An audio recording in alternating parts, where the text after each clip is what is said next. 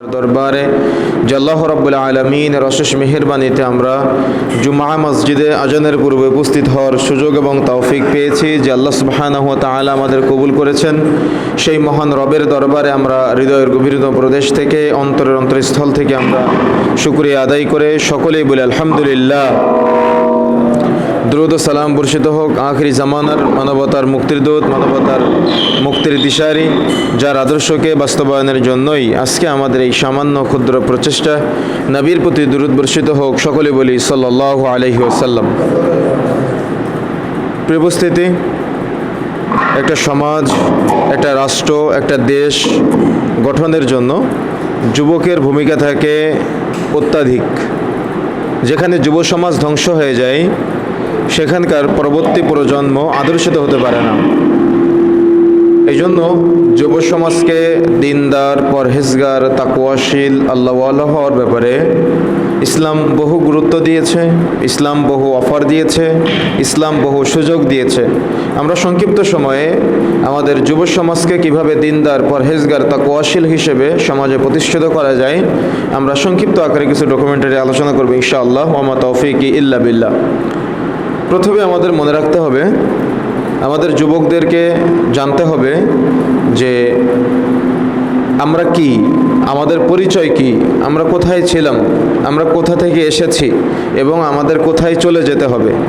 এই সংক্ষিপ্ত একটা সফর সম্পর্কে প্রত্যেক যুবক যুবতী, ছোট বড়, ধনী গরিব, যদি সবার মাঝে একটা ধারণা থাকে, তাহলে সে সমাজ পরিবর্তন সম্ভব ইনশাআল্লাহ। আর সমাজে যদি ধারণা না থাকে, সমাজের যুবকদের যদি চিন্তা চেতনা, ধ্যান ধারণা, গবেষণা না থাকে যে আমরা কোথায় ছিলাম, কোথা থেকে এসেছি, বর্তমানে কোথায় আছি, আবার আমাদের কোথায় চলে যেতে হবে, এই সংক্ষিপ্ত একটা সফরকে কেন্দ্র করে যদি আমাদের জানা বোঝার ঘাটতি থাকে, তাহলে আমরা নির্দিষ্ট গন্তব্যে পৌঁছাতে পারবো না। কেন? আমরা যেখান থেকে এসেছি সেটা সম্পর্কে যদি না জানি, তাহলে কোথায় যাব সেটা সম্পর্কেও আমাদের জানার ত্রুটি থেকে যাবে। এবং কোথায় আছি এ জগৎ সম্পর্কে যদি আমাদের জ্ঞান না থাকে, তাহলে আমরা যে গন্তব্যে পৌঁছাতে চাই, সেই গন্তব্যে পৌঁছাতে গিয়ে আমরা নির্দিষ্ট গন্তব্য খুঁজে পাবো না। যেমন আপনি রাস্তা দিয়ে যাচ্ছেন, কিন্তু সেই রাস্তাটা কোথায় গিয়েছে, সেই রাস্তার শেষ ঠিকানা কোথায় যদি আপনি না জানেন, তাহলে সেই রাস্তা দিয়ে আপনি কি আপনার নির্দিষ্ট গন্তব্যে পৌঁছতে পারবেন? কখনো গন্তব্যে পৌঁছতে পারবেন না। এই জন্য প্রত্যেক মুসলিমের উচিত, প্রত্যেক মুমিনের উচিত তার গন্তব্য সম্পর্কে জানা। প্রত্যেক মুমিনের উচিত তার এই সংক্ষিপ্ত সফর সম্পর্কে জানা। যদি জানতে পারে, তাহলে দুনিয়াতে সে তৃপ্তি সহকারে বেঁচে থাকতে পারবে। আর যদি জানতে না পারে, তাহলে তার দুনিয়ার জীবন হতাশায় পরিপূর্ণ হবে, আর আখিরাত তো তার জন্য জাহান্নাম অবধারিত হয়ে আছে। এই জন্য প্রথমে যদি আমাদের যুবক ভাইদেরকে আমি একটু স্মরণ করিয়ে দেই যে আল্লাহ সুবহানাহু ওয়া তাআলা আমাদের সৃষ্টি করেছেন কোথা থেকে, বলেন তো? কোথা থেকে সৃষ্টি করেছেন? আসমান থেকে। আদম আলাইহিস সালামকে সৃষ্টি করেছিলেন কোথায়? আসমানে। আসমানি মানুষ দুনিয়াতে এসে কিভাবে চলাফেরা করবে, এই জন্য সে আল্লাহ সুবহানাহু ওয়া তাআলা আসমানি গাইডলাইন পাঠিয়েছেন আসমানি মানুষের জন্য। কথা কি বুঝতে পেরেছেন? আল্লাহ সুবহানাহু ওয়া তাআলা যেহেতু আমাদের সৃষ্টি করেছেন আসমানে, রূহের জগতের যত বর্ণনা পাওয়া যায় সবগুলাই হলো আসমানের ঘটনা। তো যে আল্লাহ সুবহানাহু ওয়া তাআলা আমাদের সৃষ্টি করেছেন আসমান থেকে, ওই আসমান থেকে আবার আমাদের পরিবর্তনের জন্য আসমানি গাইডলাইন পাঠিয়েছেন।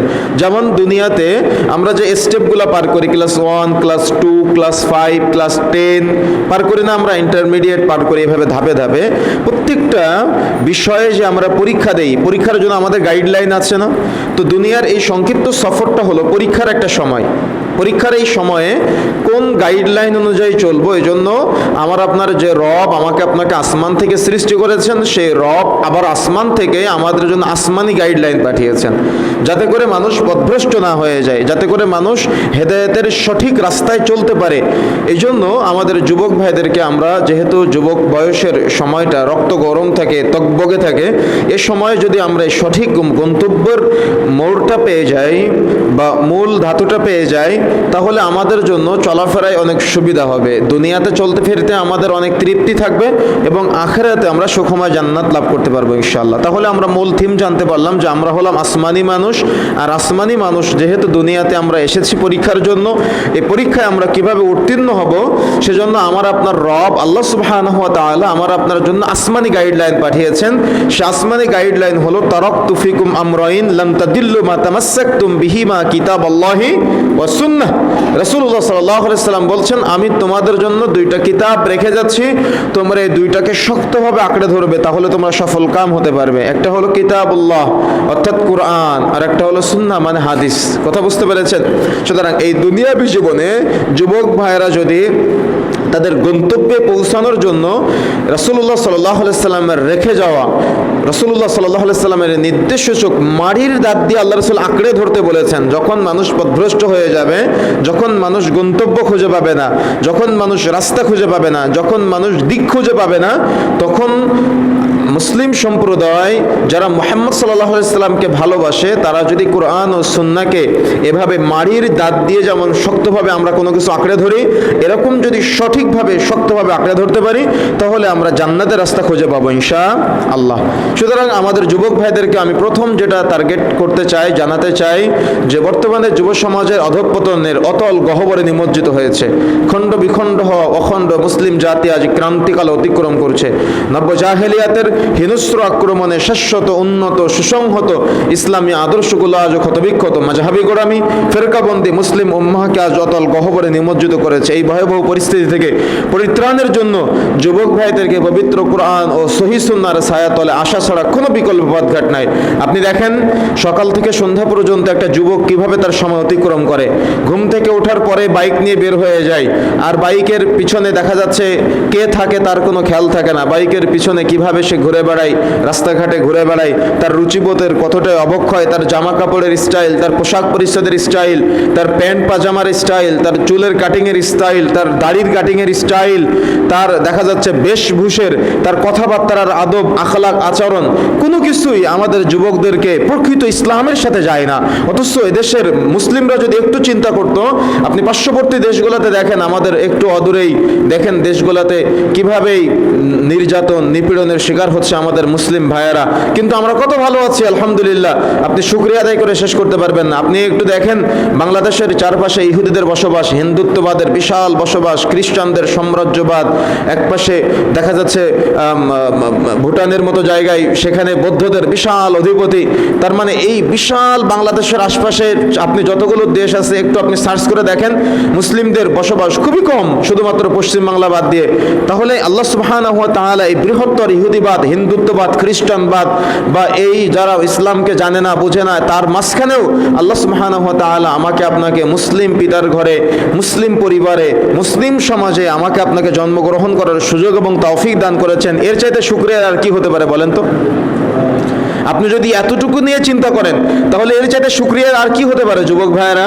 কিন্তু আপনি সেই যে আল্লাহ সুবহানাহু ওয়া তাআলা আমাকে আপনাকে সৃষ্টি করে আমার আপনার পরিবর্তনের জন্য যে গাইডলাইন যার মাধ্যমে পাঠিয়েছেন মহানবী মুহাম্মদ সাল্লাল্লাহু আলাইহি সাল্লাম, পৃথিবীতে দুনিয়াতে পিতামাতা সন্তান সন্তানাদি যা কিছু আছে সব কিছুর চাইতে মুহাম্মদ রাসূলুল্লাহ সাল্লাল্লাহু আলাইহি সাল্লামকে সবচেয়ে বেশি ভালোবাসতে হবে। কিন্তু আপনি আপনার চুলের কাটিং এর ক্ষেত্রে কি রাসূলকে ভালোবাসতে পেরেছেন? আপনি আপনার দাড়ির কাটিং এর ক্ষেত্রে কি রাসূলকে ভালোবাসতে পেরেছেন? আপনি আপনার সংসার জীবন পরিচালনার ক্ষেত্রে কি রাসূলকে ভালোবাসতে পেরেছেন? আপনি আপনার ইবাদত বন্দেগী পরিচালনা করার ক্ষেত্রে কি রাসূলকে ভালোবাসতে পেরেছেন? আপনি আপনার পোশাক পরিচ্ছদের ভিতরে কি রাসূলের ভালোবাসা দেখাতে পেরেছেন?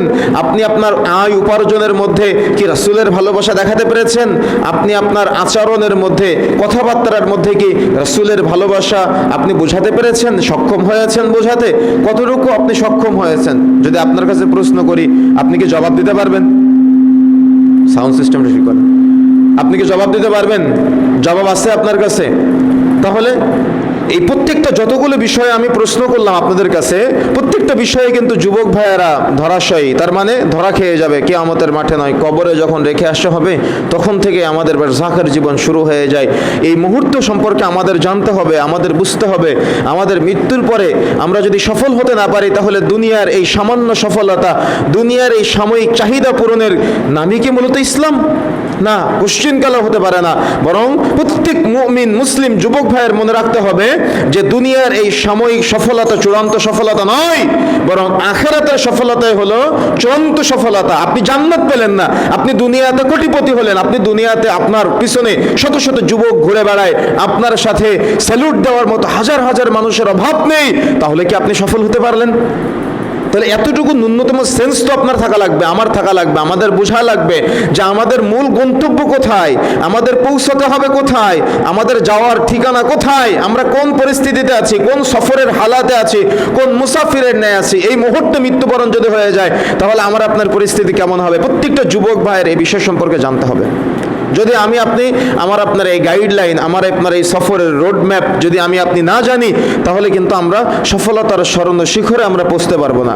সুতরাং আধুনিকতার ছোঁয়ায় নিজেকে না ভাসিয়ে আমাকে আপনাকে পরকালের সেই চূড়ান্ত মুহূর্তকে নিয়ে আমাকে আপনাকে একটু গবেষণা করতে হবে, আমাকে আপনাকে একটু ভাবতে হবে, ভাবনা চিন্তার মাঝে সময় অতিবাহিত করতে হবে।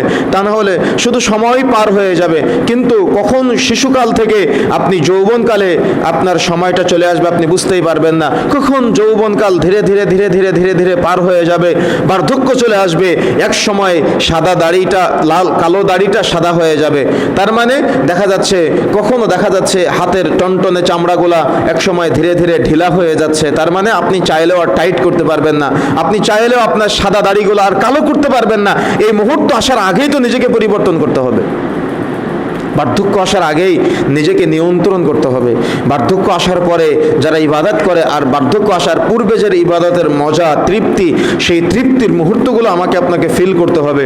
যদি আমি আপনি ফিল করতে না পারি তাহলে দুনিয়ার এই সংক্ষিপ্ত সফরটা অনেক মজার করে পার করতে পারবেন, দুনিয়ার এই সংক্ষিপ্ত সফরটা অনেক আহ্লাদে, অনেক তৃপ্তি সহকারে দুনিয়াটা আপনার জান্নাত হয়ে যাবে, কিন্তু আপনি আখিরাতে জান্নাত লাভ করতে পারবেন না। এই জন্য প্রিয় বন্ধুরা আমার, প্রথম যে নীতিমালা, প্রথম যে থিম যুবক ভাইদের আজকে দিতে চাই সেটা হলো জ্ঞান অর্জন করতে হবে, সেটা হলো ইলম অর্জন করতে হবে। যত বেশি আপনি ইলম থেকে পিছিয়ে যাবেন তত বেশি আপনি কিয়ামতের আলামতগুলোর মধ্যে পড়ে যাবেন। কেন? রাসূলুল্লাহ সাল্লাল্লাহু আলাইহি সাল্লাম বলছেন কিয়ামত ততদিন পর্যন্ত হবে না যতদিন পর্যন্ত মূর্খতা বর্ষণ না হবে। মূর্খতা বর্ষণ হওয়া মানে কি? মূর্খতা মানে কি? এখন কি পৃথিবীতে বা বাংলাদেশে কি শিক্ষিত মানুষের হার বাড়তেছে না? অবশ্যই হার বাড়তেছে, কিন্তু রাসূলুল্লাহ সাল্লাল্লাহু আলাইহি সাল্লাম বলেছে যে কিয়ামতের সময় যত ঘনিয়ে আসবে তত মূর্খতা বৃদ্ধি পাবে। তাহলে বিষয়টাকে আপনি কিভাবে মূল্যায়ন করবেন? ওলামায়ে কেরাম, বিশেষ করে লাজনার ফতোয়া, সৌদি আরবে সবচেয়ে বড় ফতোয়া বোর্ড ফতোয়া লাজনাত দায়মার ফতোয়া অনুযায়ী মনে রাখার চেষ্টা করতে হবে, রাসূলুল্লাহ সাল্লাল্লাহু আলাইহি সাল্লাম বোঝাতে চেয়েছেন যে মানুষের ধর্মীয় জ্ঞানের ঘাটতি থাকবে। তার মানে মানুষের ধর্মীয় জ্ঞানের কমতি দেখা যাবে, ধর্মীয় জ্ঞান মানুষের থাকবে না, ধর্মীয় জ্ঞানের ত্রুটি মানুষের মাঝে দেখা যাবে। আপনি দেখেন কয়জন কোরআন মাজিদ পড়তে পারে? অনেক মানুষ আছে, অনেক বৃদ্ধ বয়সের মানুষ আছে, 50-60 বছর বয়স হয়েছে, এখনো কোরআন মাজিদের দেখে দেখে পড়তে পারে না। অনেক যুবক ভাইরা আছে যারা দেখা যাচ্ছে দুনিয়াবী জীবনের যে শিক্ষা কারিকুলামগুলো আছে সেগুলোতে তারা অনেক বেশি শিক্ষা অর্জন করেছে, কিন্তু এখনো কোরআন মাজিদ তিলাওয়াত করতে পারে না, কোরআন মাজিদের সঠিক জ্ঞান নাই, হাদিসের জ্ঞান নাই। তাহলে ইসলাম তাকে বলেছে কিয়ামতের পূর্ব মুহূর্তের সময়ের যে বর্ণনা, যে মূর্খতা বর্ষণ হবে, বৃদ্ধি পাবে, দেখেন আপনি তার বাস্তব নমুনা। মানুষের কোরআন হাদিসের জ্ঞানের ত্রুটি আছে, শরীয়তের জ্ঞানের ত্রুটি আছে। হিন্দুরা যেমন কোনো প্রয়োজন হলে তাদের কিতাবগুলা ওই ব্রাহ্মণের কাছে রেখে দিয়েছে, যা কিছু দরকার হয় শুধু ব্রাহ্মণের কাছে দৌড়ায়। আর আমরাও কোনো কিছুর প্রয়োজন হলে না জেনে, না বুঝে, না জানার চেষ্টা করে, না বুঝার চেষ্টা করে আমরা শুধুমাত্র হুজুরের কাছে দৌড়ানোর চেষ্টা করি। কিন্তু কোরআন হাদিসকে শুধু হুজুরদের জন্যই? কি মনে হয় আপনার জন্য? কোরআন হাদিসকে শুধু হুজুরদের জন্যই না, যুবক ভাইদেরকে এগিয়ে আসতে হবে। যুবক ভাইদেরা যদি এগিয়ে না আসে তাহলে কিন্তু এই জ্ঞান বিতরণের এই মুহূর্তগুলো আপনি কখনো উপভোগ করতে পারবেন না, উপলব্ধি করতে পারবেন। এগুলা ফিল করতে হয়, এগুলা ফিল করতে হয়। জ্ঞান আহরণের এই মুহূর্তগুলা ফিল করতে হয়। যত বেশি আপনি কোরআন মাজিদের দেখা যাচ্ছে তাফসিরের আলোচনা শুনবেন বা নিজে পড়ার চেষ্টা করবেন, তত বেশি দেখা যাবে আপনার ব্রেনের ইলম চর্চা বৃদ্ধি পাবে, নিজে তত বেশি আপনি ইমানদার হতে পারবেন, তত তত বেশি আপনার আল্লাহ সম্পর্কে জ্ঞান আসবে, তত বেশি আপনার রাসূল সম্পর্কে জ্ঞান আসবে, তত বেশি আপনার দ্বীন ইসলাম সম্পর্কে ধারণা অটুট হবে, তত বেশি দ্বীন ইসলাম সম্পর্কে আপনার ধারণা বাড়তে থাকবে ইনশাআল্লাহ। এই জন্য সব সময়ের জন্য মনে রাখতে হবে যে জ্ঞান অর্জন করতে হবে। এই জন্য জ্ঞান অর্জনের বিকল্প কিচ্ছু নাই। জ্ঞান অর্জন না করে আবার কোনো কথাও বলা যাবে না। ওলামা ইকরাম বলেছেন আল ইলমু ক্বাবলাল কওল। এই জন্য মনে রাখার চেষ্টা করতে হবে কোনো কিছু বলার আগে আমাকে আপনাকে ইলম অর্জন করতে হবে, আমল করার আগেও আমাকে আপনাকে ইলম অর্জন করতে হবে। এই জন্য যুবক ভাইদেরকে বলতে চাই, আপনি যখন কোনো গন্তব্য খুঁজে পাবেন না, রাস্তা খুঁজে পাবেন না, তখন আপনাকে কি করতে হবে? কোরআন হাদিসের কাছে ফিরে আসতে হবে, ইলম অর্জন করতে হবে। যত বেশি আপনি ফিরে আসতে পারবেন, ইলম অর্জন করতে পারবেন, তত আপনার আল্লাহ সম্পর্কে জ্ঞান বৃদ্ধি পাবে, রাসূল সম্পর্কে জ্ঞান বৃদ্ধি পাবে, আকীদা সম্পর্কে আপনার জ্ঞান বৃদ্ধি পাবে। আসলে সবচাইতে লজ্জার বিষয় কি জানেন? আমাদের অধিকাংশ যুবকদের আল্লাহ সম্পর্কে জ্ঞান অনেক কম, রাসূল সম্পর্কে জ্ঞান অনেক কম, যার কারণে তারা গন্তব্য খুঁজে পায় না। এজন্য আল্লাহ সম্পর্কে অটুট জ্ঞানের অর্জন করতে হবে। এই চমৎকার খুতবার মুহূর্তগুলো আমাকে আপনাকে তাওহীদের আলোচনায় রূপান্তরিত করতে হবে। যেমন তাওহীদের একটা সেশন হতে হবে আলাদা, যে সেশনগুলো শুধু যুবকদের জন্য হবে, যেমন তাওহীদ উলুহিয়ার আলোচনা, তাওহীদ রুবুবিয়্যার আলোচনা, তাওহীদ আসমা সিফাতের আলোচনাগুলা প্রত্যেকটা যুবক যুবতী যারা আছে তাদের জানা দরকার। কেন? যদি আপনার তাওহীদ সম্পর্কে জ্ঞান না থাকে তাহলে আপনি আল্লাহকে চিনতে পারলেন না। আর যদি আপনি আল্লাহকে না চিনেন, আপনি সালাত আদায় করলে আপনার সালাত আল্লাহর দরবার পর্যন্ত পৌঁছাবে না। আপনি সিয়াম পালন করবেন, আপনার সিয়ামটা কবুলযোগ্য হবে না। আপনি হজ করবেন, আপনার হজটাও কবুলযোগ্য হবে না। আপনি যাকাত আদায় করবেন, আপনার যাকাতটাও কবুলযোগ্য হবে না। এই জন্য অবশ্যই অবশ্যই যুবক ভাইদেরকে তাওহীদের জ্ঞান অর্জন করতে হবে। তাওহীদের জ্ঞানের পাশাপাশি আমাকে আপনাকে তাওহীদের পরবর্তী মুহূর্ত সালাত, সিয়াম, হজ, যাকাতের জ্ঞান আমাকে আপনাকে অর্জন করতে হবে। আর এই জ্ঞান অর্জন করার জন্য আমাকে আপনাকে ফিরে আসতে হবে কোরআন এবং সহিহ সুন্নাহর দিকে। ওলামায়ে কেরামের আলোচনা বেশি বেশি শ্রবণ করতে হবে। ওলামায়ে কেরামের সহানুভূতিশীল আচরণের সাথে আমাকে আপনাকে সম্পৃক্ত হতে হবে। তাহলে আমরা আমাদের জ্ঞান গরিমা দিনে দিনে বৃদ্ধি করতে পারবো ইনশাআল্লাহ। তাহলে প্রথম টার্গেট হলো জ্ঞান অর্জন করতে হবে। যদি কোরআনের জ্ঞান না থাকে তাহলে মক্তবে ভর্তি হতে হবে। লজ্জার কিছু নেই। আপনার কোরআন মাজিদের জ্ঞান নেই, আপনার লজ্জা লাগে না, তাহলে আপনার কেমন লজ্জা? কথা বুঝেন না? আমার কথা কি বুঝতে পেরেছেন? আপনি দুনিয়ার সব শিক্ষা অর্জন করেছেন কিন্তু কোরআনের জ্ঞান অর্জন করতে পারেন নাই। ইসলাম আপনাকে শিক্ষিত বলে নাই। এজন্য আপনি দুনিয়ার সব জ্ঞান অর্জন করেন, আমি আপনাকে নিষেধ করি না, আগে কোরআন মাজিদের জ্ঞান অর্জন করেন। এজন্য যাদের সন্তান হয়েছে, আপনার সন্তানকে মক্তবে পাঠাবেন। আপনার সন্তান ফজরের সালাত আদায় না করলে আপনার লজ্জা লাগে না। আপনার সন্তান কোরআন মাজিদ পড়তে না পারলে আপনার লজ্জা লাগে না। আপনার সন্তান আবার ভালো রেজাল্ট না করলে আপনার লজ্জা লাগে। কথা কি বুঝতে পেরেছেন? আপনার সন্তান ভালো রেজাল্ট না করলে আপনার লজ্জা লাগে, কিন্তু আপনার সন্তান প্রকাশ্যে পাপাচার করে ঘুরে বেড়ায়, আপনার লজ্জা লাগে না। আপনার সন্তান প্রকাশ্যে সে রাসূলের সুন্নাহ বিরোধী চুলের কাটিং, দাড়ির কাটিং দিয়ে ঘুরে বেড়ায়, আপনার লজ্জা লাগে না। তাহলে কি আসলে বাবা হিসেবে আপনি আদর্শিত বাবা হতে পেরেছেন? পারেন নাই। এই জন্য আমাকে আপনাকে প্রত্যেককে মনে রাখতে হবে এভাবে যে জ্ঞান অর্জনের বিকল্প কিচ্ছু নাই। জ্ঞান অর্জনের যে মুহূর্তগুলো আছে, জুমার খুতবায় আজানের আগে মসজিদে আসার জন্য চেষ্টা করতে হবে। ইসলামী হালাকার যদি আপনার কোনো আয়োজন বুঝতে পারেন তাহলে সেখানে সবার আগে উপস্থিত হতে হবে। তালিমি বৈঠকের আলোচনার ইনভাইট পেলে সেখানে সবার আগে উপস্থিত হওয়ার চেষ্টা করতে হবে। বা এরকম জ্ঞান অর্জনের যে স্থানগুলো আছে সেই স্থানগুলোতে নিজে থেকে এগিয়ে যেতে হবে। যদি আপনি যুবক ভাইয়ের এগিয়ে যান তাহলে ফায়দা কি হবে, উপকার কি হবে? আপনি জ্ঞান অর্জনের জন্য যতদূর পর্যন্ত এগিয়ে যাবেন আপনি ফিল করবেন যে আপনার পায়ের নিচে ফেরেশতারা পাখা বিছিয়ে দিচ্ছে। সুবহানাল্লাহ বিহামদিহি।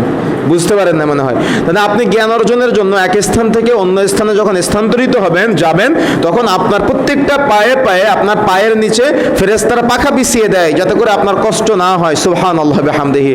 এটা আমাকে আপনাকে ফিল করতে হবে, এটা আমাকে আপনাকে উপলব্ধি করতে হবে, এটা আমাকে আপনাকে বোঝার চেষ্টা করতে হবে। যখন আপনি জ্ঞান অর্জনের জন্য কোথাও যাই, জ্ঞান অর্জনের চেষ্টা করি, তখন সমুদ্রের নিচের মাছ পর্যন্ত আমার আপনার জন্য দোয়া করতে থাকে। সুবহানাল্লাহ বিহামদিহি। সুতরাং আমাকে আপনাকে এই চেষ্টা অব্যাহত রাখতে হবে যে আমরা জ্ঞান অর্জন করব।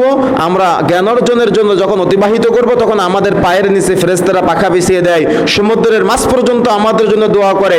এবং এই যে আমি জ্ঞান অর্জন করলাম, আমি জ্ঞান অর্জন করার পরে আল্লাহ সুবহানাহু ওয়া তাআলা আমার যত সন্তান দিবে, আমার মাধ্যমে যারা জ্ঞান অর্জন করবে, এটা টার্গেট থাকতে হবে। এই জ্ঞান অর্জন করে যারা আমল করবে, প্রত্যেকটা আমলকারী যত আমল করবে, প্রত্যেকটা আমলের বিনিময়ে আপনার আমলনামায় নাকি লিপিবদ্ধ হবে। সুবহানাল্লাহ। আমাদের যুবক ভাইয়েরা অনেক সময় ওই যে MLM না কি মার্কেটিং কি সিস্টেম আছে না, যত লোক ঢুকানো যায় তত কি পার্সেন্টেজ বৃদ্ধি হয়, আছে না এমনটা? তো দেখেন, এগুলো তো ইসলামী শরীয়তের সাথে নাই, এগুলো তো সুদের সাথে এখন সম্পৃক্ত। আমি ওইটা দিয়ে আপনাকে বোঝাতে যাচ্ছি যে আপনার মাধ্যমে যত মানুষ হেদায়েত প্রাপ্ত হবে, আপনার মাধ্যমে যত মানুষ দ্বীন ইসলামের জ্ঞান অর্জন করবে, আপনার মাধ্যমে যত মানুষ সহিহ সুন্নাহ সুন্নাহর পথে চলবে, আপনার মাধ্যমে যত মানুষ সালাত আদায় করবে, যত মানুষ দ্বীন ইসলামের চর্চা করবে, ওই তার মাধ্যমে কিয়ামতের আগ পর্যন্ত শত শত হাজার হাজার লক্ষ লক্ষ মানুষ যে দ্বীনের জ্ঞান অর্জন করবে, প্রত্যেক ব্যক্তির একটা করে নেকির ভাগ আপনার আমলনামায় আসতে থাকবে। সুবহানাল্লাহ। আপনি বুঝেন না মনে হয় আমার কথাটা? আপনি কি বুঝতে পেরেছেন? তাহলে জ্ঞান অর্জন করে জ্ঞান বিতরণ করার আপনি লাভবান, ব্যবসায় লাভবান হতে চাই না আমরা? ব্যবসা যত বাড়বে তত লাভ বৃদ্ধি প্রাপ্ত হবে, আমরা বলি না এমনটা? একটা থিম না আমাদের? সব একইভাবে আমরা যদি আখিরাতের সাথে আল্লাহর সাথে বিজনেস করি এভাবে যে আমি যত মানুষকে দ্বীনের পথে ইনভাইট করব, দ্বীনের পথে আহ্বান করব, আমার বক্তব্য শুনে আমার দাওয়াতে বা আমার নসিহার মাধ্যমে যত মানুষ হেদায়েত প্রাপ্ত হবে, ওই হেদায়েত প্রাপ্তরা আবার যত মানুষের হেদায়েতের পথে নিয়ে আসবে, ওই হেদায়েত প্রাপ্তরাও তারাও আবার যত মানুষের হেদায়েতের পথে নিয়ে আসবে, সবার নেকির একটা করে ভাগ। আপনি মারা যাবেন, দুনিয়াতে নাই, কিন্তু আপনার আমলনামায় লিপিবদ্ধ হতে থাকবে। সুবহানাল্লাহ ওয়া বিহামদিহি। সুতরাং এটা টার্গেট রাখতে হবে যুবক ভাইদের যে আমরা দুনিয়াতে উপকৃত হব, দুনিয়ার হাসানাও চাই, কিন্তু আমরা আখিরাতের হাসানাও চাই। আমরা দোয়া করি না রব্বানা আতিনা ফিদ দুনিয়া হাসানা ওয়া ফিল আখিরাতি হাসানা? দোয়া করি না আমরা? দুনিয়ার কল্যাণও চাই, আমরা আখিরাতের কল্যাণও চাই। তো শুধু দুনিয়াতে ব্যবসায় আপনি বড়লোক হলেন, দুনিয়াতেই ব্যবসা বাড়ালেন, তো আখিরাতে আপনার জান্নাতের স্তরকে বাড়াতে হবে না? এজন্য আপনি দুনিয়াবি আয় উপার্জন করবেন, পাশাপাশি আপনি ইসলাম চর্চা করবেন, শরীয়তের চর্চা করবেন, দিন চর্চা করবেন। ফায়দা কি হবে? আপনি লাভবান হলেন, এক, নেকি অর্জনের দিকে লাভবান হলেন, সওয়াব অর্জনের দিকে লাভবান হলেন, আল্লাহর প্রিয় বান্দাদের অন্তর্ভুক্ত হলেন। ফায়দা দুই, সেটা হলো যে আপনার মাধ্যমে যত মানুষ হেদায়েত প্রাপ্ত হবে সেটা শত শত হতে পারে, তার মাধ্যমে আরো শত শত হতে পারে, লাখ লক্ষ লক্ষ হতে পারে, সবার একটা করে নেকির ভাগ আপনার আমলনামায় আসবে। সুতরাং এই ধারা অব্যাহত রাখতে হবে। এমনকি আপনার সন্তান হবে না, আপনার সন্তান যে আপনার মাধ্যমে দ্বীনের জ্ঞান অর্জন করবে, আপনার সন্তান তার সন্তানদেরকে আবার দাওয়াত দিবে, তার সন্তানরা তার সন্তানদের দাওয়াত দিবে। এই যে দাওয়াতটা বংশ পরম্পরায় পৌঁছায়, এটার নাকি আমলনামায় আসবে। সুবহানাল্লাহ ওয়া বিহামদিহি। সুতরাং আমাকে আপনাকে এই ধারা অব্যাহত রাখার জন্য আমাকে আপনাকে টার্গেট থাকা লাগবে। ইন্নামাল আমালু বিন্নিয়াত, প্রত্যেক আমল নিয়তের উপরে নির্ভরশীল। সুতরাং এই নিয়তে আমাকে আপনাকে জ্ঞান অর্জন করতে হবে। জ্ঞান অর্জনের জায়গাগুলো যেখানে আছে সেখানে নিজ উদ্যোগে ছুটে যেতে হবে। দেখবেন আমাদের যে হাদিসের রাবির স্তরগুলো আমরা জানার চেষ্টা করি, বোঝার চেষ্টা করি, কখনো রাবির স্তর সহি, জয়ীফ, মাউজু, মুনকার, আমরা এগুলা বিভিন্ন ক্ষেত্রে আলাদা আলাদা করা হয় রাবির বিভিন্ন কার্যকলাপের ক্ষেত্রে। তো দেখা যায় যে অনেক রাবি আছে যারা হাদিস সংগ্রহের জন্য এক এলাকা থেকে অন্য এলাকায়, এক দেশ থেকে আরেক দেশে পাড়ি জমিয়েছেন শুধু একটা তথ্য সংগ্রহ করার জন্য, শুধু একটা হাদিস, বিশুদ্ধ হাদিস মানুষের পরবর্তী প্রজন্মের জন্য রেখে যাওয়ার জন্য। এই যে আমরা একটা হাদিস বললাম আবু হুরায়রা থেকে, এই যে আমরা একটা হাদিস বললাম আনাস রাদিয়াল্লাহু তাআলা আনহু থেকে, এই যে আমরা একটা হাদিস বললাম ইমাম বুখারীর কিতাব থেকে, আপনার কি মনে হয় এই যে আমরা প্রচার করছি, আমাদের মাধ্যমে আপনারা শুনছেন, আপনাদের মাধ্যমে আরো হাজার হাজার মানুষ শুনবে, এই যে শোনার যে একটা সিস্টেম, আমরা যাদের রিওয়ায়াত দিয়ে কথাগুলো বলছি, বলেন তো তারা কি নেকি পাবে না? কি মনে হয় আপনার? তারা কি নেকি পাবে না? অবশ্যই নেকি পাবে। সুতরাং আমাকে আপনাকে টার্গেট থাকতে হবে যে আমার আপনার মাধ্যমে পরবর্তী প্রজন্ম যে জানবে, বুঝবে, আমল করবে, আমি সেই নেকির অংশটা পেতে চাই, আমি সেই সওয়াবের অংশটা পেতে চাই। এখন কিভাবে পাওয়া যায়? আল্লাহ নিশ্চয়ই আপনার জ্ঞান দিয়েছে, আপনি আপনার জ্ঞান অনুযায়ী টার্গেট পূরণ করার চেষ্টা করতে হবে। সুতরাং প্রথম নীতিমালা সেটা হলো আমাকে আপনাকে জ্ঞান অর্জন করতে হবে কোরআন ও সহিহ হাদিসের। এখন জ্ঞান অর্জন করার পরে রাসূলের সুন্নাত, সিরাতের চর্চা করতে হবে যুবক ভাইদেরকে। সিরাতের চর্চা বলতে রাসূলের জীবনী সম্পর্কে জানা।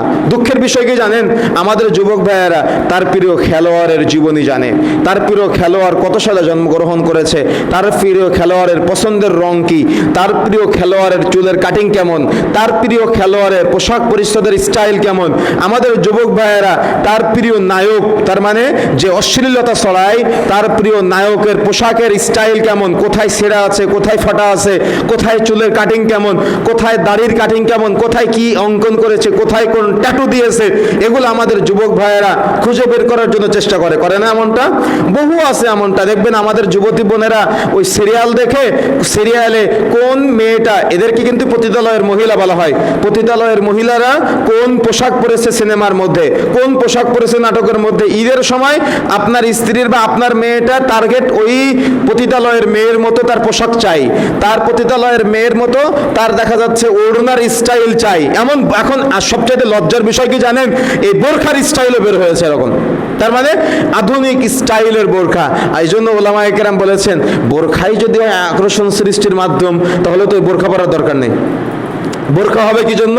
যাতে করে শরীরের গঠন বোঝা না যায়। বোরখা হবে যাতে করে আকৃষ্ট না হয়। কিন্তু বোরখাই যদি হয় আকর্ষণ সৃষ্টির মাধ্যম, ওই বোরখা পরার দরকার আছে না। এজন্য মনে রাখার চেষ্টা করতে হবে আমাদের, সেটা হলো যে আমাদের যুবক ভাইদেরকে পছন্দ করার ক্ষেত্রে, তার মানে তার ফলোয়ার হওয়ার ক্ষেত্রে আপনি কাকে ফলো করতেছেন, আপনি কার অনুসরণ করতেছেন, সেটা আপনাকে বুঝতে হবে, সেটা আপনাকে জানতে হবে, তাকে চিনতে হবে, তাকে জানতে হবে সে আপনার রাসূলকে ভালোবাসে কিনা, সে আপনার রাসূলকে আনুগত্য করে কিনা, সে আল্লাহর আনুগত্য করে কিনা, সে রাসূলের মহব্বত করে কিনা, সেটা আপনাকে জানতে হবে। কিন্তু আপনি এমন একজন ব্যক্তিকে ভালোবাসলেন যে সে রাসূলকে ভালোবাসে না, তার স্টাইল, তার চলাচল, তার বাচনভঙ্গি, তার আচার আচরণ এমন যে অমুসলিমদের সাথে সম্পৃক্ত, ইহুদি খ্রিস্টানদের সাথে সম্পৃক্ত, তাহলে আপনি যদি তাকে ভালোবাসেন, তাহলে আপনার এই ভালোবাসা কি রাসূলের উপরে বর্তাবে নাকি ওই ব্যক্তি পর্যন্ত সীমাবদ্ধ থাকবে?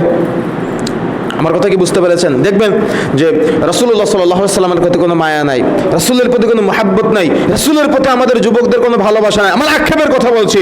আপনি এখানে আছেন কি নাই সেটা আমার জানার বিষয় না। যদি আপনি থাকেন তাহলে আপনি নিজেকে পরিবর্তন করবেন। দেখেন, ইহুদিবাদ, খ্রিস্টানবাদ তারা চিরচেনা মুসলিমদের শত্রু, তাই না? কিন্তু আপনি একজন মুসলিম যুবক হয়ে আপনার এই কোরআন হাদিসের জ্ঞান না থাকার কারণে, আমি কিন্তু প্রথমে বলেছি জ্ঞান অর্জন করতে হবে, আপনার জ্ঞান না থাকার কারণে আপনি এমন আবেগী জাতি, আপনি এমন ব্যক্তিকে ভালোবাসেন, আপনি এমন দেশকে সাপোর্ট করতেছেন যে ভালোবাসার যে সাপোর্ট, দেখবেন ওই কিছুদিন পর পর 2-4 বছর পর পর কিছু ক্রিকেট খেলা, কিছু ফুটবল খেলা আসে, তো অমুক ব্রাজিলের পতাকা, অমুক আর্জেন্টিনার পতাকার সাথে আপনার সন্তানের নাম লেখা থাকে, আব্দুর রহমান, আব্দুল কুদ্দুস, আব্দুল সাত্তার, আব্দুল মুমিন নাম লেখা থাকে না?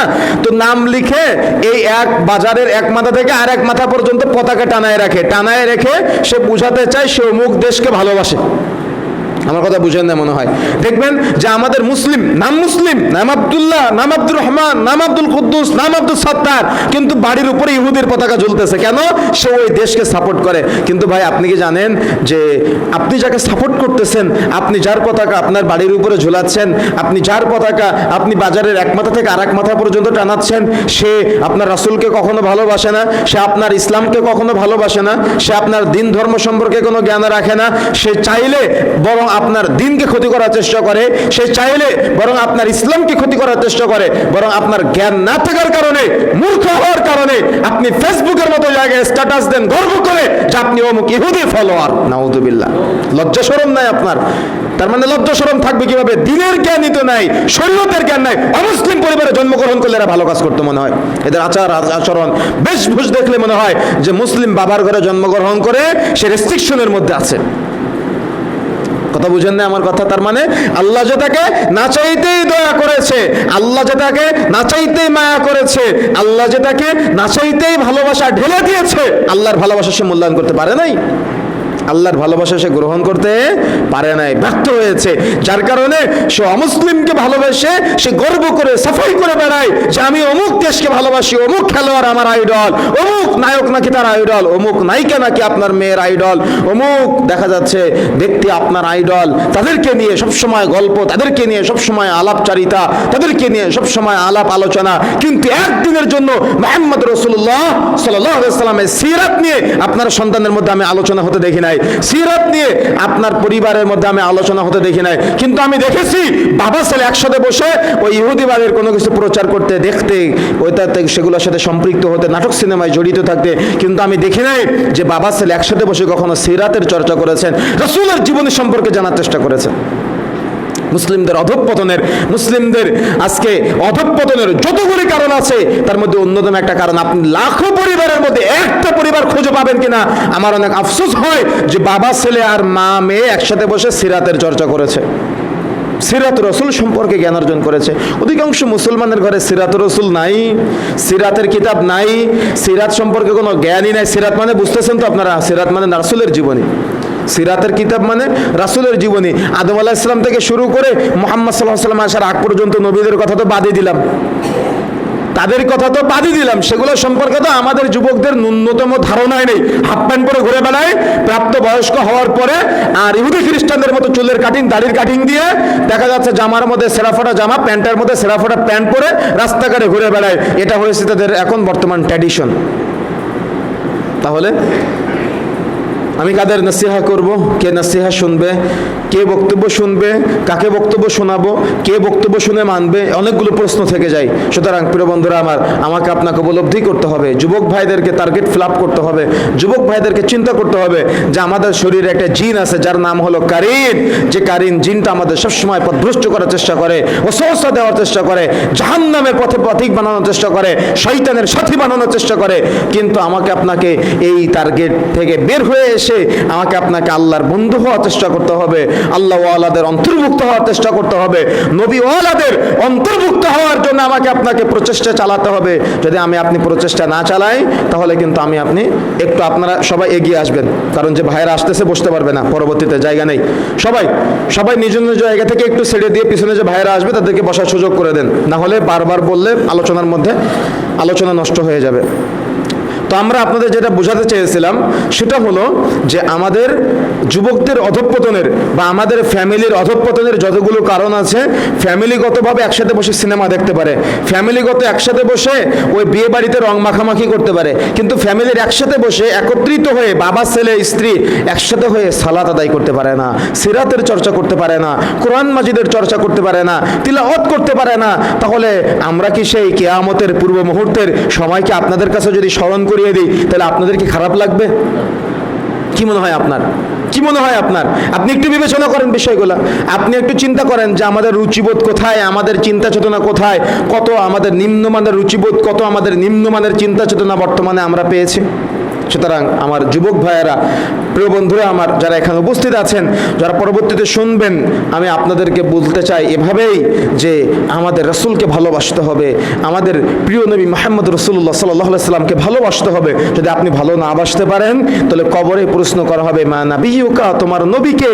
তখন আপনি বলবেন হা হা লা আদরি, আমি তো আমার নবীকে চিনি না, আমি তো আমার রাসূলকে চিনি না। বলেন তো, যদি আপনি এ কথা বলেন তাহলে কি আপনি সেদিন ইল্লিন পাবেন? আপনি কি তখন জান্নাতের জন্য চূড়ান্ত গন্তব্য পাবেন? আপনি পাবেন না। এই জন্য যুবক ভাইদেরকে নসিহত করতে চাই যে আপনি আল্লাহর দিকে ফিরে আসেন, আপনি রাসূলের দিকে ফিরে আসেন, রাসূলকে পৃথিবীর সবচাইতে বেশি ভালোবাসা দেখানোর চেষ্টা করেন। আপনার ভালোবাসা দেখে যেন আরেকজন ভালোবাসতে পারে, আপনার মুসলমানিত্ব বোধ থেকে যেন আরেকজন প্রকৃত মুসলিম হতে পারে, এই টার্গেট আপনাকে পূরণ করতে হবে। কেন? আপনার পরবর্তী প্রজন্ম আপনার কাছ থেকে শিখবে। এজন্য মুরব্বীদেরকে বলি, অনেক সময় বাচ্চারা মসজিদে এসে নামাজ পড়তে চায়, কিন্তু তারা কথা বলার কারণে বাচ্চাদেরকে মসজিদ থেকে আপনারা বের করে দেন। কি আছে কিনা? আমি জানি না আপনাদের এলাকায় আছে কিনা, কিন্তু আমি দেখেছি বিভিন্ন জায়গাতে বাচ্চারা মসজিদে কথা বললে বাচ্চাদের মসজিদ থেকে বের করে দেন। আপনাকে কে সভাপতিত্বগিরি দেখাতে বলেছে? আপনাকে কে নেতাগিরি দেখাতে বলেছে? বা আপনাকে কে ইমাম সাহেব সাজতে বলেছে? মসজিদ নববীর মতো জায়গায়, সেখানে বড় বড় আলেম ওলামারা সালাত আদায় করে, বাচ্চারা তাদের সামনে দৌড়াদৌড়ি করে, কেউ কিচ্ছু বলে না। আপনার নামাজের ক্ষতি হয়। আপনাদের মতো ব্যক্তিদের কারণে মসজিদ মুসাল্লি শূন্য হয়ে যাচ্ছে। আপনাকে কোন মুফতি সাহেব ফতোয়া দিয়েছে যে বাচ্চা কথা বললে আপনার নামাজের ক্ষতি হয়? কোন মুফতি সাহেব ফতোয়া দিয়েছে আপনাকে? অথচ রাসূলুল্লাহ সাল্লাল্লাহু আলাইহি সাল্লাম বলেছেন মুরু আওলাদাকুম বিসসালাতি ওয়া হুম আবনাউ সাবঈ সিনিন, তোমাদের সন্তানদের বয়স যখন 7 বছর হবে তখন তাদেরকে নামাজের প্রশিক্ষণ দাও, সালাতের প্রশিক্ষণ দাও। 10 বছর বয়সে সালাত আদায় না করলে প্রয়োজনে তাদের বিছানা পৃথক করে দাও, পিটিয়ে সালাত আদায় করাতে হবে। আরে রাসূলুল্লাহ সাল্লাল্লাহু আলাইহি সাল্লাম সালাত আদায় করতেছে, রাসূলের পিঠে নাতি হাসান হুসাইন উঠে ঘাড়ে পিঠে উঠে, নামাজের ক্ষতি হয় না। আপনি রাসূলের চাইতে পরহেজগারিতার ভাব দেখান, আপনি রাসূলের চাইতে তাকওয়াশ ভাব দেখান, আপনি রাসূলের চাইতে আল্লাহ আল্লাহর ভাব দেখান, রাসূলের চাইতে পরহেজগার হয়েছেন আপনি। কোন মুফতি সাহেব ফতোয়া দিয়েছে আপনাকে যে বাচ্চা কথা বললে আপনার নামাজের ক্ষতি হয়? কোন মুফতির ফতোয়ার ভিত্তিতে আপনি বাচ্চাকে মসজিদ থেকে বের করলেন? এজন্য তো উলামায়ে কেরাম বলেছেন মসজিদের পিছনের কাতারে বাচ্চাদের কিসির মিসিরের শব্দ যদি শোনা না যায়, মনে করবে পরবর্তী প্রজন্মের মসজিদ মুসাল্লি শূন্য হয়ে যাবে। বাস্তবতা মিলান। কয়জন মুসাল্লি জোহরে, কয়জন মুসাল্লি আসরে, কয়জন মুসাল্লি মাগরিবের সময় আপনার মতো ট্যাক্কর মার্কা ব্যক্তিদের কারণে মসজিদে যুবক যুবতীরা সালাতে অভ্যস্ত হয় না, মসজিদে ছোট ছোট বাচ্চারা নামাজে অভ্যস্ত হয় না। এই জন্য প্রিয় বন্ধুরা আমার, সালাতে অভ্যস্ত করতে হবে, বাচ্চাদেরকে বের করে দেওয়া যাবে না, তা না হলে দিন থেকে তারা বহু দূরে সরে যাবে, শরীয়ত থেকে বহু দূরে সরে যাবে। বাচ্চারা মক্তবে আসবে, তারা চিল্লাচিল্লি করবে, বাচ্চারা নামাজে আসবে, আরে মসজিদের সৌন্দর্য বাচ্চাদের কিচির মিচিরের শব্দ। এটা ফিল করতে হবে আপনাকে, এটা ফিল করতে হবে আপনার, এটা ফিল করতে হবে। এমনি তো সূরা ফাতিহার অনুবাদ জানেন না, এমনিতে তো রুকুতে কি পড়েন জানেন না, সাজদায় কি পড়েন তার কিচ্ছু বোঝেন না, আর বাচ্চা মসজিদে আসলে আপনার নামাজের ক্ষতি হয়। বাচ্চা কথা বললে মসজিদ থেকে বের করে দিতে হয় তাকে। এমনকি এমন অনেক অভিযোগ আছে, অনেক ছোট ছোট বাচ্চা, 7-8 বছরের বাচ্চার অভিভাবকরা আমাদের কাছে অভিযোগ করে যে হুজুর, আমাদের বাচ্চাকে নিয়ে মসজিদে গেলে একটু যদি বাচ্চা কথা বলে, মসজিদ কমিটি অন্য লোকের সাথে খারাপ আচরণ করে, বা মসজিদের বিভিন্ন মুরব্বী যারা আছে অভিভাবকের সাথে খারাপ আচরণ করে। আপনাকে খারাপ আচরণ করার এখতিয়ার কে দিয়েছে? আল্লাহর ঘরে। বাচ্চাকে মসজিদ থেকে বের করার এখতিয়ার আল্লাহর ঘর থেকে আপনাকে কে অনুমতি দিয়েছে? কার অনুমতির ভিত্তিতে আপনি বাচ্চাকে মসজিদ থেকে বের করলেন? কিয়ামতের মাঠে যদি আল্লাহ আপনাকে জিজ্ঞাসা করে, আপনি কি জবাব দিতে পারবেন? তাহলে বাচ্চাকে মসজিদ থেকে বের করলেন কেন? আরে সুন্নাহ পদ্ধতি আছে। বাচ্চারা যদি কোনো মহিলাদের সালাতের ব্যবস্থা থাকে, যদি শুনতে পায় ইমাম সাহেব যে কোনো মায়ের কোলে কোনো শিশু বাচ্চা মসজিদে এসে কান্না করতেছে, তাহলে সালাত সংক্ষিপ্ত করতে হবে। কিন্তু আল্লাহ রাসূল বলে নাই যে বাচ্চাদের মসজিদে নিয়ে এসো না, আল্লাহ রাসূল বলে নাই যে বাচ্চাদেরকে মসজিদে নিয়ে এসো না, বরং সালাতে অভ্যস্ত করতে হবে। যদি বাচ্চা কান্নাকাটি করে, সালাতকে সংক্ষিপ্ত করতে হবে, আল্লাহ রাসূলের কথা বলেছেন। অথচ আমার আপনার সমাজে আমি আপনি বাচ্চাদেরকে মসজিদ থেকে বের করে দেই। এই জন্য প্রিয় বন্ধুরা আমার, বাচ্চাদের মসজিদ থেকে বের করে দিবেন না, বাচ্চাদেরকে সালাত অভ্যস্ত করতে হবে, বাচ্চাদেরকে সালাত শিক্ষা দিতে হবে।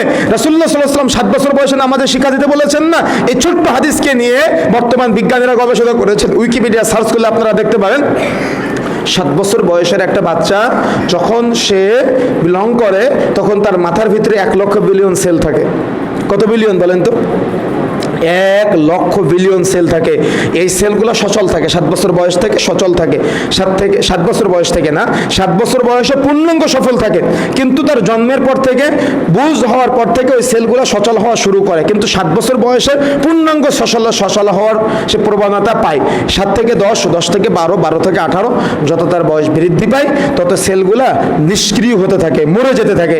এজন্য আপনি তারপরে যেগুলা ঢুকাবেন তার ব্রেনে আর ঢুকবে না। যেমন মুরব্বীরা যারা আছেন, আপনারা বুঝতে পারবেন, আপনার ছোট্ট বয়সে একটা দোয়া মুখস্থ করতে বা একটা আয়াত মুখস্থ করতে যদি আপনার সময় লাগতো 5-7 মিনিট, তাহলে এখন একটা দোয়া বা একটা আয়াত বা একটা সূরা মুখস্থ করতে আপনার সময় লাগে 7-8 দিন, তাই না? কেন এমনটা হয়?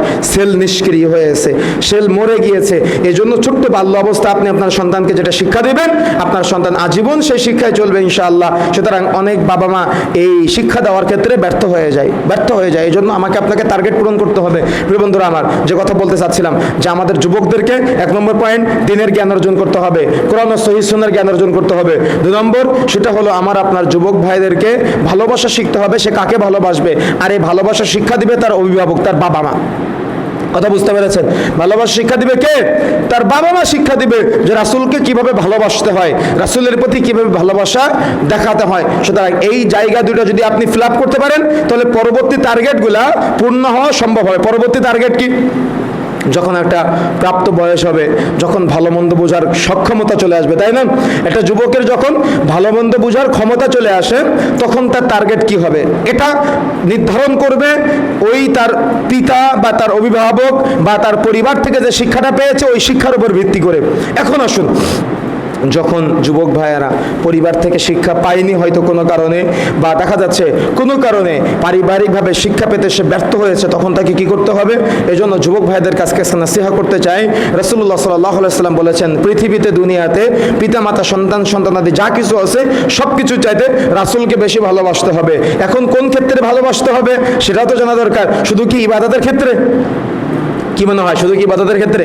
পারিবারিক জীবনে রাসূলকে ভালোবাসতে হবে, সামাজিক জীবনে রাসূলকে ভালোবাসতে হবে, বৈবাহিক জীবনে রাসূলকে ভালোবাসতে হবে, অর্থনীতির ক্ষেত্রে রাসূলকে ভালোবাসতে হবে, রাজনীতিতে রাসূলকে প্রায়োরিটি দিতে হবে, এবং ইবাদতের ক্ষেত্রেও রাসূলকে প্রায়োরিটি দিতে হবে, ভালোবাসতে হবে। যদি আপনি এই কয়েকটা ক্ষেত্র যদি একসাথে মেলাতে পারেন, তাহলে আপনি প্রকৃত মুমিন হয়ে দুনিয়া থেকে বিদায় নিতে পারবেন ইনশাআল্লাহ। আর যদি আপনি এই কয়েকটা টার্গেট ফিল আপ করতে না পারেন, তাহলে কিন্তু আপনি পদে পদে বাধাগ্রস্ত হবেন। আমরা কয়েকদিন আগে কুরবানি করলাম না, এই কুরবানির সুন্নাত কোথা থেকে এসেছে? কার থেকে? ইব্রাহিম আলাইহিস সালাম থেকে। তো ইব্রাহিম আলাইহিস সালাম যখন তাওহীদের দাওয়াত পেয়েছিলেন, দাওয়াত পাওয়ার পর ইব্রাহিম আলাইহিস সালাম প্রথমে নিজের পরিবারকে দাওয়াত দিয়েছিলেন, নিজের পিতাকে দাওয়াত দিয়েছিলেন। নিজের পিতাকে বললেন যে আব্বু, আপনি যে রবের ইবাদত করেন, আপনি যার ইবাদত করেন, মূর্তির পূজা করেন, সে ইবাদত পাওয়ার যোগ্য না। রব্বি আল্লাহ, আমার রব আল্লাহ, লা ইলাহা ইল্লাল্লাহ, তিনি এক অদ্বিতীয়, লা ইলাহা ইল্লাল্লাহ, আল্লাহ ছাড়া প্রকৃত, আল্লাহ ছাড়া সত্য কোনো উপাস্য নাই, মাহবুদ নাই। তখন ইব্রাহিম আলাইহিস সালামের পিতা মাটি থেকে পাথর উঠাইছে, পাথর উঠায় বলছে যে বৎস, তুমি কি তোমার এই দাওয়াত বন্ধ করবে? যদি দাওয়াত বন্ধ না করো তাহলে পাথরের আঘাতে তোমাকে আমি হত্যা করব। ইব্রাহিম আলাইহিস সালামের পিতা নিজের সন্তানকে এভাবে প্রথমে দাওয়াতে বাধাগ্রস্ত করলেন। ইব্রাহিম আলাইহিস সালাম পিতার কাছে, পরিবারের কাছে বাধাগ্রস্ত হয়ে সমাজের মানুষের কাছে তাওহীদের দাওয়াত দিলেন। সমাজের মানুষের কাছে তাওহীদের দাওয়াত দেওয়ার ফলে সমাজের মানুষ নমরুদের কাছে বিচার দিয়ে দিল। নমরুদ ইব্রাহিম আলাইহিস সালামকে আহ্বান জানালো যে ইব্রাহিম, তুমি নাকি কোন রবের দাওয়াত দিচ্ছ? ইব্রাহিম, আরে আনা রব্বুকুমুল আলা, আমি তো সবচাইতে বড় রব, তুমি আবার কোন রবের দাওয়াত দিচ্ছ ইব্রাহিম? তখন ইব্রাহিম আলাইহিস সালাম বললেন যে আমার আল্লাহ মানুষের জীবন দেয়, আমার আল্লাহ মানুষের মৃত্যু ঘটায়। তো তুমি নমরুদ মানুষের জীবন দাও, মানুষের মৃত্যু ঘটাও। তো বোকা নমরুদ জেলখানা থেকে মৃত্যুদণ্ডপ্রাপ্ত আসামিকে ছেড়ে দিয়ে বলল আমি মানুষকে বাঁচাতে পারি, আর এমনি রাস্তাঘাট থেকে মানুষকে ধরে তাকে হত্যা করে বলল আমি মানুষকে মারতে পারি। ইব্রাহিম আলাইহিস সালাম চতুর্বেদের মানুষ চট করে বললেন যে আমার আল্লাহ প্রতিদিন পূর্ব দিক থেকে সূর্য উদিত করে আর পশ্চিম দিকে সূর্য ডোবায়। তো তুমি নমরুদ পশ্চিম দিক থেকে সূর্য ওঠাও আর পূর্ব দিকে সূর্য ডোবাও। তো বোকা নমরুদের এই বিশাল সাম্রাজ্যের মানুষকে তখন হতভম্ব হয়ে গেল এবং সবাইকে নমরুদ খেপিয়ে দিল যে ইব্রাহিম তোমাদের প্রভুর বিরুদ্ধে কথা বলছে, তোমরা যার ইবাদত করো ইব্রাহিম তাদের বিরুদ্ধে কথা বলছে। আর দেখবেন পৃথিবীর মানুষের ধর্মীয় একটা আবেগ আছে, পৃথিবীর মানুষ এর একটা ধর্মীয় অনুভূতি আছে। যখন ধর্মীয় অনুভূতির বিরুদ্ধে কোনো কথা চলে যায় তখন তারা সবাই ক্ষিপ্ত হয়ে যায়। তো তারাও ক্ষিপ্ত হয়ে ইব্রাহিম আলাইহিস সালামের বিরুদ্ধে বিশাল গর্ত খনন করলো, ইব্রাহিম আলাইহিস সালামকে আগুনে নিক্ষেপ করলো। এটা পরবর্তী আরো বিস্তারিত লম্বা আলোচনা। তো আমি যেটা বোঝাতে চাইলাম সেটা ইব্রাহিম আলাইহিস সালামের সুন্নাত যে আমরা প্রতিষ্ঠা করি না, ইব্রাহিমের সুন্নাত কুরবানি করার যে ইতিহাস আমরা প্রতি বছর বাস্তবায়ন করি না, ইব্রাহিম আলাইহিস সালাম থেকে শুধু কুরবানির সুন্নাত না বরং দাওয়াতের সুন্নাতটাও গ্রহণ করতে হবে আমাদের, দাওয়াত গ্রহণের সুন্নাতটাও গ্রহণ করতে হবে আমাদের। কথা বুঝতে পেরেছেন? এজন্য যুবক ভাইদেরকে টার্গেট থাকা লাগবে যে আমি দাওয়াত গ্রহণ করব, আমি দাওয়াত দিব আমার যতটুকু স্তর আছে, এবং দাওয়াত গ্রহণের ক্ষেত্রে যখনই শুনবো তখনই মেনে নেওয়ার চেষ্টা করতে হবে। যেমন আজকে শুনলাম যে রাসূলকে ভালোবাসতে হবে, রাসূলকে ভালোবাসে টার্গেট কি হবে? যে রাসূলুল্লাহ সাল্লাল্লাহু আলাইহি সাল্লাম বলেছেন তোমরা দাড়ি লম্বা করো, মুজগুলাকে ছোট করে দাও। রাসূলের ভালোবাসার একটা বাস্তব নমুনা যে আমি রাসূলকে ভালোবেসে দাড়িগুলাকে লম্বা করে দিলাম, মুজগুলাকে ছোট করে ফেললাম। কিন্তু হতভাগা মুসলমান অনেকে আছে রাসূলের সুন্নাত দাড়ি কেটে কেটে ছোট করে মহিলা হয় আর মুজগুলাকে লম্বা করে ফেলে। আপনি কষ্ট পেলে আমার কিচ্ছু করার নাই, আপনাকে পরিবর্তন হতে হবে। রাসূলের সুন্নাত দাড়ি লম্বা করতে হবে, মুজগুলাকে ছোট করতে হবে। এটা হলো রাসূলের প্রতি আপনার ভালোবাসা, এটা হলো রাসূলের প্রতি আপনার মহব্বত, এটা হলো রাসূলের প্রতি আপনার মায়া। আপনার কি কষ্ট লাগে না যে রাসূলের সুন্নাত আপনি প্রত্যেক সপ্তাহে, প্রত্যেক দিন, কিছুদিন পর পর আপনি কেটে কেটে খান খান করে ফেলেন? আপনার কি একটু মায়া লাগে না? আপনার কি একটু ব্যথা লাগে না? আপনার কি একটু কষ্ট হয় না যে রাসূলের সুন্নাত আপনি প্রত্যেক সপ্তাহে বা প্রত্যেক নিয়মিত কোনো একটা দিন আপনি কেটে খান খান করে দিচ্ছেন? মায়া লাগা দরকার, কষ্ট লাগা দরকার। এই জন্য আজকে নসিহত করতে চাই, আপনি তো বলেছেন আপনি রাসূলকে ভালোবাসেন, আপনি তো আশিকে রাসূল, তো প্রমাণ কি আজকে থেকে দিবেন? এতদিন ভুল করেছেন, ভুল হতে পারে মানুষের, আজকে তওবা করার সাথে সাথে, এতদিন দাড়ি কেটে যত পাপ করেছেন আজকে তওবা করার সাথে সাথে পেছনের পাপগুলো নেকিতে পরিবর্তন হয়ে যাবে ইনশাআল্লাহ। আর আজকের পর থেকে আপনি রাসূলের সুন্নাত দাড়িগুলোকে লম্বা করবেন ইনশাআল্লাহ। এটা হলো পুরুষের সৌন্দর্য। সুতরাং আমাকে আপনাকে ট্রাই করতে হবে।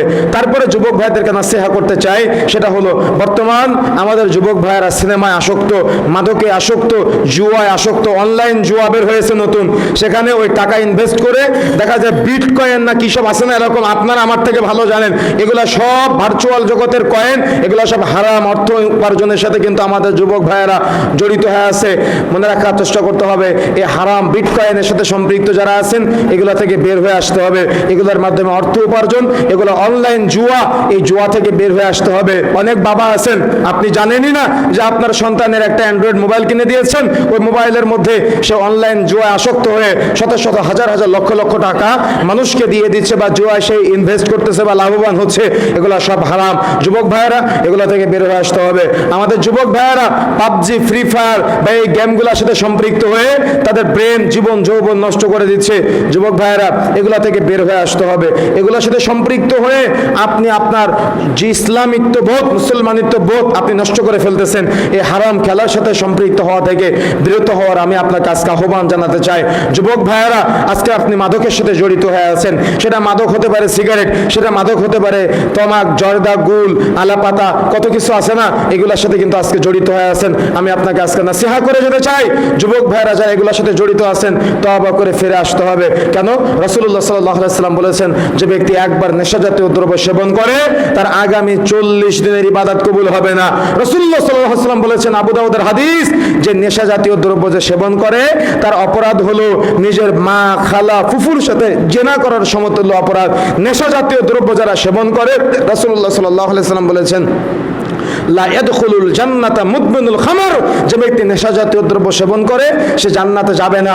রাসূলুল্লাহ সাল্লাল্লাহু আলাইহি ওয়াসাল্লাম বলেছেন, সালাসাতুন কাদ হারামাল্লাহু আলাইহিমুল জান্নাহ, 3 শ্রেণীর ব্যক্তির উপরে জান্নাত হারাম, যারা কখনো জান্নাতে যাবে না। তার মধ্যে 1 নম্বরটা হলো মুদমিনুল খামর, যারা নিয়মিত নেশা জাতীয় দ্রব্য সেবন করে। তার মানে মদখোর, জুয়াখোর, ফেন্সিডিলখোর, হিরোইনখোর, বিড়িখোর, সিগারেটখোর, গুলখোর, জর্দাখোর, তামাকখোর, এই অপবিত্র বস্তু আপনি যাই খান না কেন আপনার দেহ হারামে জর্জরিত হয়ে যাবে, এই দেহ জান্নাতে প্রবেশ করবে না। রাসূলুল্লাহ সাল্লাল্লাহু আলাইহি ওয়াসাল্লাম বলেছেন, যে ব্যক্তি নেশা জাতীয় দ্রব্য সেবন করে প্রকাশ্যে, তোমরা যদি জানতে পারো সে মাদক দ্রব্য সেবন করে, তাহলে যদি নিজেকে ঈমানদার দাবি করো, তার জানাজার সালাতে তোমরা অংশগ্রহণ করবে না।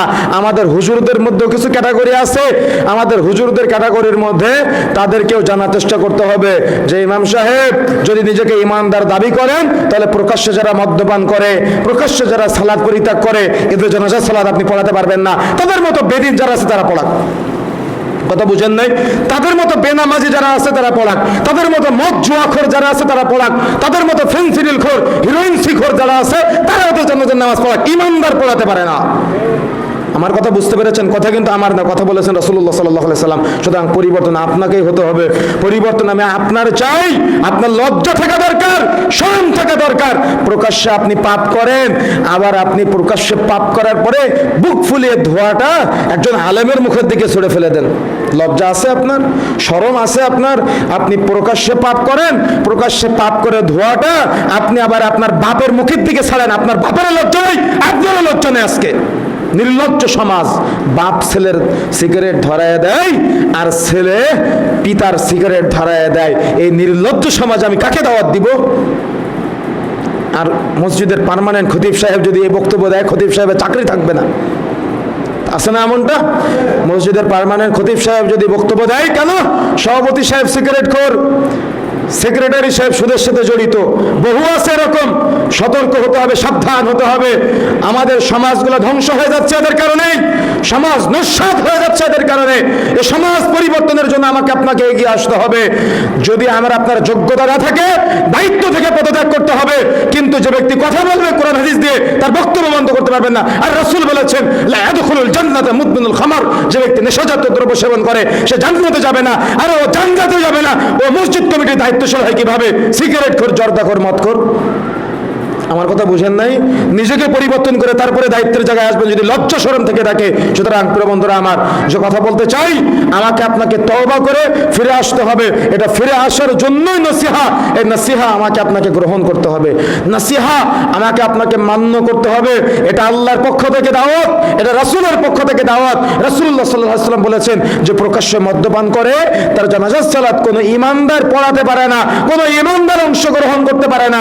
আপনি যদি নিজেকে ঈমানদার বলে দাবি করেন, একদিন এই মদখোরের, সিগারেট খোরের, জর্দা খোরের জানাজা বয়কট করে দেখেন এলাকায় এই নেশাখোর আর থাকে কিনা। প্রশাসনের ভাইয়েরা তো অনেক প্রচেষ্টা করতেছে, তাদের প্রচেষ্টা বাহ্যিক প্রচেষ্টা এগুলোর দরকার আছে, কিন্তু ভিতরগত মানুষের পরিবর্তন আমরা চাই, আল্লাহর ভয়ে পরিবর্তন হোক আমরা এটা চাই। আর এজন্য বাবাকে এগিয়ে আসতে হবে। আপনি বাবা হিসেবে, আপনি কাপুরুষ বাবা, নির্লজ্জ বাবা, লজ্জা আছে আপনার? আপনার সামনে আপনার ছেলে সিগারেট খায়, আপনার মুখের দিকে ধোঁয়া ছেড়ে দেয়, তখন আপনাকে বৃদ্ধাঙ্গুলি দেখায়, কিয়ামতের মাঠে এই সন্তান আপনাকে না নিয়ে জাহান্নামে যাবে না? কথা বুঝেন নাই কি? অধঃপতন নাই আজকে। দেখবেন রাস্তা দিয়ে যান, বাজারে যান, আপনি দেখবেন ওই চায়ের দোকানে গ্যাস লাইট ঝুলানো আছে, সিগারেট ধরাই, তার পাশে মুরব্বি দাঁড়িয়ে আছে, দাম দেয় না, আলেম ওলামা দাঁড়িয়ে আছে, দাম দেয় না, তার সন্তান দাঁড়িয়ে আছে, লজ্জা পায় না। দেখা যাচ্ছে এলাকার মুরব্বি আছে, ও কাউকে তোয়াক্কা করে না, ও সিগারেট খায় আর ও তার মুখের থেকে ধোঁয়া ছেড়ে দেয়। তার মানে ও পাপ করে, বুক ফুলিয়ে গর্ব করে পাপ করে। ওর পাপ করাটা জানো, ও এটাকে আল্লাহদের মনে করে, ও তৃপ্তির মনে করে, প্রশান্তির মনে করে। এজন্য ওলামায়ে কেরাম বলেছেন না, রাসূলুল্লাহ সাল্লাল্লাহু আলাইহি ওয়াসাল্লাম বলেছেন, প্রকাশ্যে মদ্যপান করলে ওর জানাজার সালাতে কোনো ঈমানদার অংশগ্রহণ করতে পারে না। সুতরাং ফিরে আসতে হবে, রাসূলের দিকে ফিরে আসতে হবে, আল্লাহর দিকে ফিরে আসতে হবে। আপনি কষ্ট পেলে আমাকে দাওয়াত দিয়েন না, কিন্তু আমি চাই আপনি কষ্ট না পেয়ে পরিবর্তন হন। আমি এটা চাই আপনার কাছে যে আপনি পরিবর্তন হন, আপনার পরিবর্তনের জন্যই কথাগুলা। সুতরাং প্রিয় বন্ধুরা আমার, যে কথা বলতে চাই তাহলে যুবক ভাইদেরকে এবং যারা এই মাদক দ্রব্যের সাথে জড়িয়ে আছেন, আজকে তো লজ্জার বিষয় কি জানেন? ঢাকা শহরে আপনি আপনার মেয়েকে পাঠিয়েছেন ভার্সিটিতে পড়ার জন্য, আপনার মেয়ে 5 জন বান্ধবী একসাথে বসে সিগারেট টান দেয়। ভার্সিটির শতকরা 65% মেয়েরা মাদক দ্রব্যের সাথে জড়িত। ছেলেরা তো আছেই, ছেলেরা তো আছেই। আর এগুলো এই রোগ গ্রামগঞ্জে ঢুকে গিয়েছে। মহিলারা পাতার বিড়িতে আসক্ত। আমি ইন্ডিয়াতে মাহফিলের সময় দেখেছি বিভিন্ন জায়গায় মহিলারা পাতার বিড়ি জানে, গ্রামের মহিলারা বিশেষ করে এগুলোর সাথে কিন্তু জড়িত হয়ে যাচ্ছে। আমাদের সমাজ ধ্বংস হয়ে যাচ্ছে। আমাদেরকে ফিরে আসতে হবে, পরিবর্তন হতে হবে। যুবক ভাইদেরকে নাসিহা করতে চাই। তার পরবর্তী নাসিহা হলো, যুবক ভাইয়েরা কাপড় টাকানোর উপরে পড়তে হবে, ছেলেদের মেয়েদের কাপড় টাকানোর নিচে পড়তে হবে। কেন? রাসূলুল্লাহ সাল্লাল্লাহু আলাইহি ওয়াসাল্লাম বলেছেন, লা ইয়ানদুরুল্লাহু ইয়াওমাল কিয়ামাতি ইলা মান জাররা ইজারহু বাতারান। যে ব্যক্তি অহংকার বশত তার কাপড় টাকানোর নিচে ঝুলিয়ে পড়বে, কিয়ামতের দিন আল্লাহ সুবহানাহু ওয়া তাআলা তার দিকে রহমতের দৃষ্টি দিবে না। আচ্ছা, আল্লাহ যদি কারোর দিকে রহমতের দৃষ্টি না দেয় তাহলে সে কি জান্নাত পাবে? কি মনে হয়? অপর হাদিসে পাওয়া যায়, যার যতদূর পর্যন্ত কাপড় টাকানোর নিচে থাকবে তার ততদূর পর্যন্ত জাহান্নামের আগুনে দাউ দাউ করে জ্বলতে থাকবে। আরে আমাদের যুবক ভাইয়েরা, আমাদের মুসলিমরা উল্টা। কেমনে উল্টা? আল্লাহ রাসূল বলেছেন দাড়ি লম্বা করতে, মুজ ছোট করতে। রাসূলের কথা উল্টে, মুজ লম্বা করে, দাড়ি ছোট করে। আল্লাহ রাসূল বলেছেন ছেলেদের কাপড় টাকানোর উপরে, মেয়েদের কাপড় টাকানোর নিচে। কিন্তু সমাজের যুবক যুবতীরা উল্টা, ছেলেদের কাপড় টাকানোর নিচে আর মেয়েদের কাপড় টাকানোর উপরে। কি রাসূলকে ভালোবাসে তাহলে?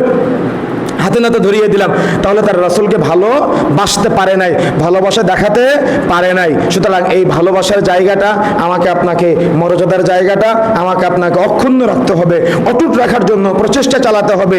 তাহলে আমি আপনি একটা সোনালী সমাজ গড়তে পারবো, আমি আপনি একটা সোনালী সমাজ উপহার দিতে পারবো। আর যদি এই গতানুগতিক পদ্ধতিতে আমরা চলতে থাকি তাহলে আমাদের সমাজ নষ্ট হয়ে যাবে, আমাদের সমাজ ধ্বংস হয়ে যাবে। দেখতেছেন না আজকে সমাজের কি অবস্থা, যুবকদের কত অধঃপতন, রুচিবোধের কত বিবর্তন। আজকে নাটক সিনেমায় জড়িত, গান বাজনায় জড়িত, চুলের কাটিং সামনে এক কালার, পিছনে এক কালার, ডানে এক কালার, বামে এক কালার। ওর চুলের কাটিং দেখলে তো টিকটকার, তার মানে ওর চুলের কাটিং দেখলে আমার মুসলমানের ছেলে মনে হয় না। কথা কি বুঝতে পেরেছেন? এগুলো কারা? এগুলো কারা? আপনার ছেলে না, এগুলো আপনার সমাজের সন্তানরা, আপনার মহল্লার সন্তানরা। তাদেরকে পরিবর্তন কে করবে? আপনাকে দাওয়াত দিতে হবে, নসিহা করতে হবে। সুতরাং এই দাওয়াতের জায়গাটা আমাকে আপনাকে ওপেন রাখতে হবে। আজকে যুবতীর দিকে তাকান, ওড়না খুলতে খুলতে খুলতে খুলতে মাফলার হয়েছে আজকে, আর জামাটা ছোট হতে হতে হতে হতে গেঞ্জি হয়েছে। গেঞ্জি আজকে মুসলিম মেয়েরা রাস্তাঘাটে পরে ঘুরে বেড়ায়, অথচ গেঞ্জি গায়ে বাবার সামনে যেতে পারে না। বুঝেন না মনে হয়? বুঝতে পেরেছেন? বাবা তার মাহরাম, কিন্তু বাবা তার ওই মাথার চুল খোলা দেখতে পারে না। কথা বুঝেন নাই? নারীর সৌন্দর্য একমাত্র তার স্বামীর জন্য, পৃথিবীর আর কারোর জন্য না। কিন্তু আপনি গেঞ্জি গায়ে আপনার ভাইয়ের সামনে চলবেন, আপনি মাথার চুল খোলা রেখে আপনার ভাইয়ের সামনে চলবেন, ইসলামকে আপনাকে অনুমতি দিয়েছে। দেখেন, এজন্য সবসময় শরীয়ত চর্চা করতে হবে, দ্বীনের চর্চা করতে হবে, ইসলাম চর্চা করতে হবে। ভালোবাসা, রাসূলের প্রতি মায়া মহব্বত আমার আপনার থাকতে হবে। না থাকলে আমার বক্তব্য শুনে আবার মনে হবে নারী বিরোধী বক্তব্য দিচ্ছে। অথচ ইসলাম কি বলেছে জানেন? ইসলাম বলেছে আর দুনিয়া কুল্লুহা মাতা, গোটা পৃথিবীটা হলো সম্পদ। অখায়রু মাতা দুনিয়া, তার মধ্যে শ্রেষ্ঠ সম্পদ হলো আল মারআতু আস সালিহা, সতী এবং সাধবী স্ত্রী, কি ইসলাম নারীদের মর্যাদা দেয়নি? কি মনে হয় আপনার, ইসলাম নারীদের মর্যাদা দেয়নি? অবশ্যই দিয়েছে, কিন্তু সে মর্যাদা আমরা রক্ষা করতে পারি নাই, আমরা নিজেরা ব্যর্থ হয়েছি। ব্যর্থতার দায় কার? আমাদের। সুতরাং এই ব্যর্থতার দায়ভার আমাদের নিতে হবে। আমাদের যুব সমাজ পরিবর্তনের জন্য এগিয়ে আসতে হবে। যুবক ভাইয়েরা বেশি বেশি শরীয়ত চর্চা, বেশি বেশি দিনের চর্চা, বেশি বেশি ইসলাম চর্চা, যে বন্ধুদের সাথে মিশলে দিন ইসলাম সম্পর্কে জানা যায় তাদের সাথে মিশতে হবে। আল্লাহ ওয়ালাদের বন্ধু বানাবেন, যারা আপনাকে জাহান্নামের দিকে